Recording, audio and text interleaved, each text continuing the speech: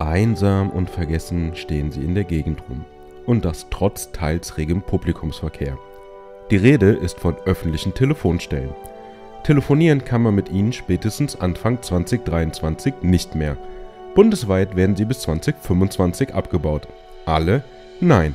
Rund 3000 dienen trotz fehlender Telefoniefunktion einem höheren Zweck. Sie werden mit Small Cells aufgerüstet. Wieso, weshalb und was das eigentlich ist, erklärt mir mein Kollege Sebastian in Weiden in der Oberpfalz. Unter einer Small Cell kann man sich eine Mobilfunktechnik im Kleinformat vorstellen.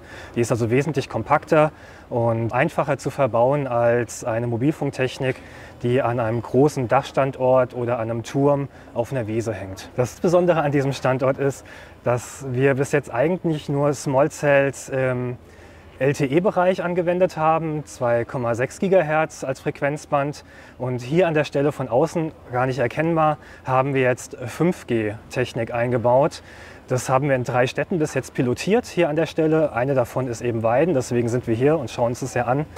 Und wir funken jetzt hier auf dem Frequenzbereich 3600 MHz. Und wie sieht das Ganze dann technisch aus? Also der Aufbau, ich meine, viel Platz haben wir ja nicht. Genau, Small Cells sind kompakt. Das ist überhaupt erstmal die Grundbedingung dafür, dass wir die Technik da reinbekommen. Wir können uns die auch einmal anschauen. Wir machen das Ganze auf. Hier rechts erstmal haben wir die typische Langsäule, wie wir sie einfach schon immer im Stadtbild kennen. Auf der linken Seite, das hier ist das sogenannte Anbaugehäuse. Das kommt neu dazu. Hier kommt die Small Cell Technik selber rein. Wir haben hier, wenn wir uns die linke Seite mal anschauen, haben wir hier hinten dran den Glasfaseranschluss. Die Small Cell wird per Glasfaser direkt in die Vermittlungsstelle angebunden. Und hier davor haben wir die Mobilfunktechnik hängen. Die Mobilfunktechnik, die Small Cell, ist hier zweiteilig. Sie besteht einmal aus dem Baseband-Modul. Das ist die Recheneinheit. Hier findet die ganze Signalverarbeitung statt. Die Telefonate werden quasi hier drauf verarbeitet oder die Daten, die man dann eben beim Surfen generiert und dann zur Station geschickt. Und hier oben ist das RH, das heißt Radio Remote Head, ausgeschrieben wieder an der Stelle. Hier selber, man erkennt es schon, kommen dickere Kabel raus, die führen zu der Antenne. Hier wird also das Datensignal in antennentaugliches HF-Signal umgewandelt. Wenn wir den Kabeln mal folgen, die gehen hier durch, hier an der Seite hoch, an unserem Stromanschluss vorbei, an dem Telefon selber vorbei. Könnt ihr auch mal aufklappen. Hier immer noch weiter an der Seite nach oben.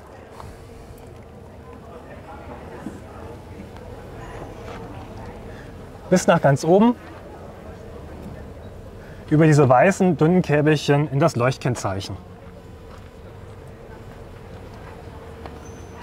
In dem Leuchtkennzeichen ist dann unsere Antenne drin, die die Gegend hier versorgt. Du hast eben von 3 Standorten gesprochen. Nach welchen Kriterien wählt ihr die denn aus? Das machen unsere Funknetzplaner bei uns. Die schauen sich für Small Cells besonders die Innenstadtlagen an, bevorzugt Fußgängerzonen, Altstadtbereiche. Man kann sich vorstellen, Altstädte haben sehr oft enge Gassen. Da ist es schwierig, mit einem normalen Dachstandort, der gegebenenfalls sogar weiter weg liegt, dann noch gut diese Fußgängerzonen unten auf die Straße zu versorgen. Und genau das ist der Knackpunkt, warum wir mit Small Cells dann anfangen, da reinzubauen. Wir verdichten hier unser Netz, wir optimieren das Netz und gehen dahin, wo die Leute Datenverkehr generieren. So nah wie möglich dran. Jetzt hier zum Beispiel auf dem großen Platz, das reicht auch schon komplett aus, die eine Small Cell hier.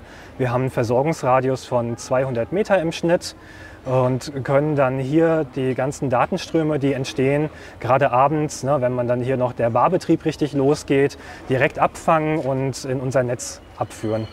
Der große Vorteil ist, unser Dachstandort bleibt dadurch entlastet und hat dann somit mehr Kapazität frei für die restliche Umgebung. Und wie geht es jetzt weiter? Baut ihr jetzt bundesweit alle Hotels mit 5G Small Cells aus? Also wir haben jetzt ja erstmal den Pilot abgeschlossen, haben das mit dem Betrieb ausgetestet, analysiert, sind soweit zufrieden.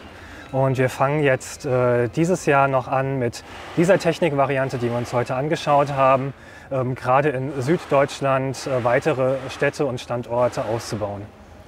Du hast gerade von einer Variante gesprochen. Das heißt, da gibt es noch eine oder noch mehr?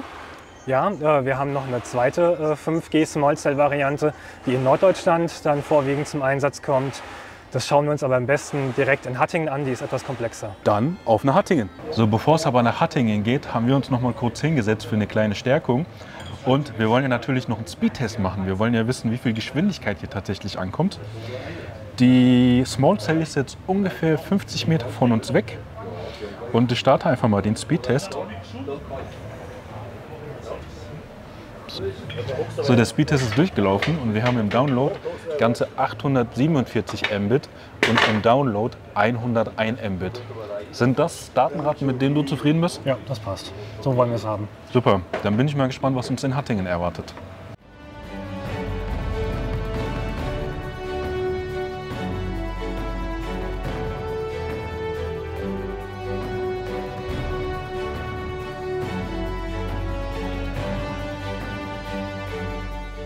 So Sebastian, jetzt sind wir hier mitten im Hattinger Altstadtbereich, aber die Zelle sieht für mich 1:1 aus wie die in Weiden. Was ist denn hier der Unterschied? Von außen erkennt man erstmal keinen Unterschied, das ist richtig. Der Unterschied verbirgt sich innen drin, deswegen machen wir die Öltellstation einfach mal auf. Unten wieder die zwei Technikklappen erstmal. Das geübte Auge sieht hier unten schon den Unterschied, und zwar hier im Anbaugehäuse selber haben wir nur noch eine Technikeinheit drin. In Weiden selber waren das ja 2 Stück. Hier hängt nur noch das Funkmodul drin, die sogenannte AU, Radio Unit. Ansonsten der Rest in der Innenausstattung ist erstmal identisch. In Weiden hatten wir ein sogenanntes Single Baseband technisches Lösungsprodukt gehabt von dem einen Hersteller. Das bedeutet, ich habe meine Recheneinheit und die Einheit, die mein Funksignal generiert, immer am gleichen Standort zusammen im ÖTEL drin gehabt. Hier haben wir einen anderen Hersteller, den wir verbauen, und der ermöglicht uns, dass wir nur noch das Funkmodul hier verbauen, also das Signal für die Antenne, was hier generiert wird. Die Verrechnung der Daten findet allerdings in der Vermittlungsstelle statt.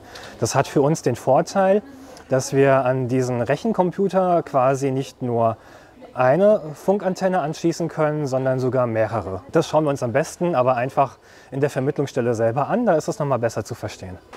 Also hier sind wir jetzt in der Vermittlungsstelle. Dieses große Rack ist quasi das, was wir neu eingebracht haben, und das schauen wir uns am besten jetzt einfach mal direkt an. Wir sind ja jetzt von dem ÖTEL hier zur Vermittlungsstelle reingelaufen, genauso gehen auch unsere Glasfaserkabel von der Small Cell Technik im ÖTEL hier in die Vermittlungsstelle rein. Das sind hier die 2 gelben Käbelchen, die man hier sieht. Die kommen jetzt von allen 4 Stationen gebündelt hier rein. Wir gehen über das Patchfeld hier drauf, haben hier auch wieder 4 Stecker, 4 ÖTELs, womit wir das Datensignal weiter auf das Baseband-Modul führen. Das ist das Centralized Baseband, also genau diese Recheneinheit, die vorher in Weiden im ÖTEL jeweils separat verbaut war, haben wir jetzt ja hier zentralisiert eingebaut. Kann man wunderbar erkennen, das sind wieder meine 4 Stationen, die angebunden sind. Auf der Karte selber habe ich noch 2 Ports frei. Das bedeutet, in der aktuellen Ausbaukonfiguration könnte ich noch 2 weitere Small Cells anschließen. Damit ist es aber nicht Ende. Ich habe hier noch Abdeckblenden, die kann ich auch noch abnehmen und weitere Karten nachrüsten, sodass wir in Summe an ein Centralized Baseband 36 Small Cells aufnehmen könnten. Wenn wir uns das Centralized Baseband weiter anschauen, haben wir hier an der Seite 2 PSU, das sind Power Supply Units, also Trafo-Stromeinheiten, einfach 2 Stück. Falls eins aussteigt, haben wir eine Redundanz drin und das zweite arbeitet weiter. Hier unten drunter, dieses große Stück, ist einfach Stromtechnik, DC-DC-Wandler, Sicherungen, die wir einfach brauchen, damit wir den ganzen Betrieb gewährleisten können. Was uns noch fehlt, ist diese kleine Karte hier. Mit der Karte gehen wir dann auf unser CSG hoch, das ist ganz oben verbaut.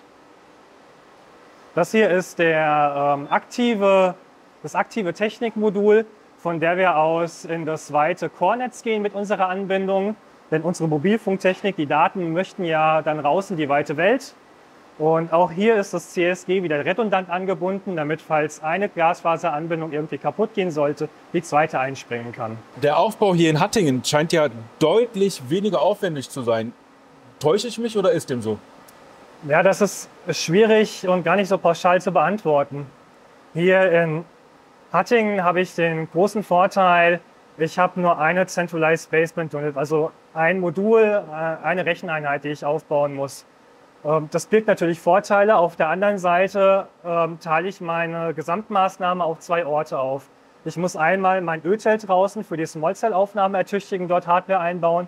Auf der anderen Seite habe ich aber natürlich auch Gewerke, die ich jetzt hier in der Vermittlungsstelle umsetzen muss. Bei beiden, wenn wir das jetzt einfach mal vergleichen, bei dem Single-Basement-Lösung habe ich meine Technik komplett an dem Ötel selber aufgebaut. Ich brauche quasi nur eine Baustelle, die ich durchkoordinieren betrachten muss.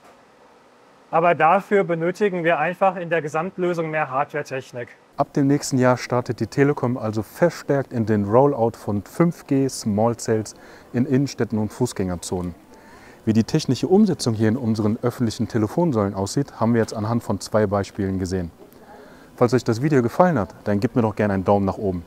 Habt ihr Fragen zum Video, nutzt die Kommentarfunktion unter diesem Video und wenn ihr kein Video verpassen wollt, dann abonniert den Kanal.